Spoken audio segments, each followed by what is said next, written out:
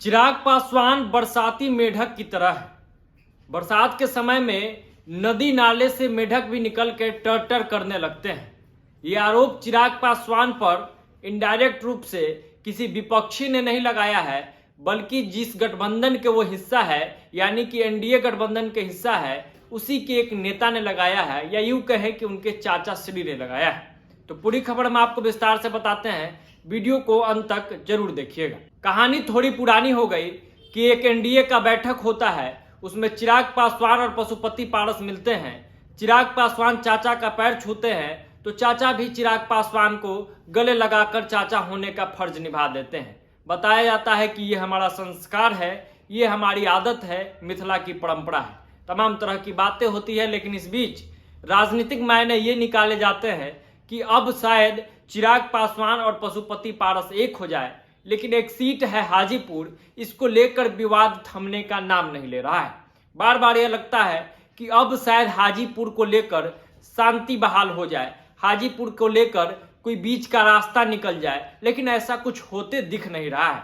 कल ही की बात है, बीते रविवार की, हाजीपुर में पहुंचे हुए थे पशुपति पारस, केंद्रीय मंत्री है और अपने पार्टी के राष्ट्रीय अध्यक्ष है, यानी कि राष्ट्रीय लोक जनशक्ति पार्टी के राष्ट्रीय अध्यक्ष है। अब वहां जैसे ही वो पहुंचते हैं, सभा को संबोधित कर रहे होते हैं, उस दौरान वो कहते हैं कि हाजीपुर सीट से तो मैं ही चुनाव लड़ूंगा, दूसरा कोई नहीं लड़ सकता है। साथ ही उन्होंने कहा कि बरसात के समय नदी नाले के मेढक निकल के भी टर करने लगते हैं। अब उनका सीधा सीधा जो इशारा था वो चिराग पासवान की ओर था। हालांकि पशुपति पारस ने चिराग पासवान का नाम नहीं लिया है, लेकिन हाजीपुर से लड़ने का उनके अलावा कौन दावा कर रहा है? चिराग पासवान ही दावा कर रहे हैं। चिराग पासवान ये दावा कर रहे हैं कि पिता की विरासत है, पिता ने हाजीपुर को मां माना है, वहां पे उन्होंने काम किया है, इसलिए हाजीपुर से मैं ही लड़ूंगा। फिर एक नई बात चिराग पासवान उसमें जोड़ते हैं कि हो सके तो उनकी मां वहां से चुनाव लड़ेगी, इसको लेकर वो उनको मनाने की तैयारी कर रहे हैं। लेकिन फिर से ये जब हमला बोलते हैं पशुपति पारस, तो एक बात तो तय हो जाती है कि सब कुछ ठीक नहीं है। और पशुपति पारस का जो ये इशारा था, ये हमला था, ये चिराग पासवान की ओर ही था कि जब चुनाव आया है तो चिराग पासवान आ गए हैं और टर कर रहे हैं। बरसाती मेढक का भी उन्होंने कहीं ना कहीं उनसे हवाला दे दिया, या यूं कहें कि जोड़ दिया। अब इस बीच एक चर्चा यह है कि आखिर हाजीपुर से लड़ेगा कौन?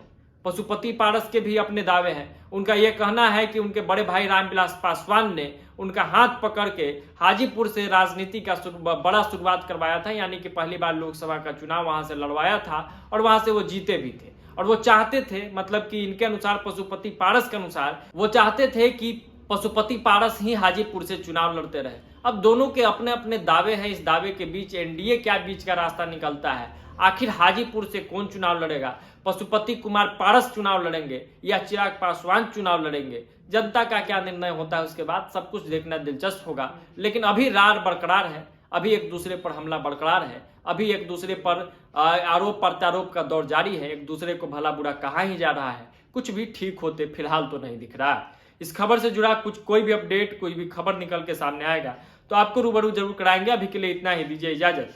अगर आप हमें फेसबुक पेज पे देख रहे हैं तो हमारे पेज को फॉलो कर ले, और अगर यूट्यूब चैनल पे देख रहे हैं तो चैनल को सब्सक्राइब करना ना भूलें। इस वीडियो को ज्यादा से ज्यादा लोगों तक शेयर जरूर कीजिएगा। बहुत बहुत धन्यवाद।